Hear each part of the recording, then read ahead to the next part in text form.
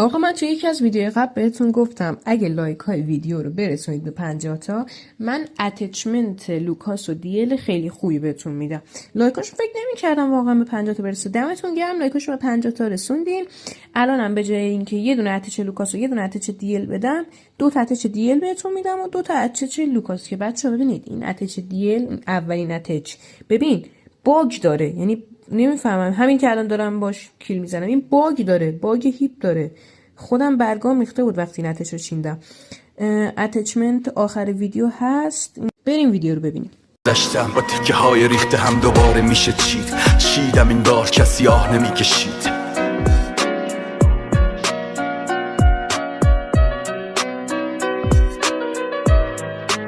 خب این اتچمنت اول که واقعا انگار باگ هیپش خیلی قشنگ میخوره، این برای هیپ خیلی خوبه. اگه هیپ میخواین بزنید این اتچ هم برای فست اسکوپ عالیه، عالی.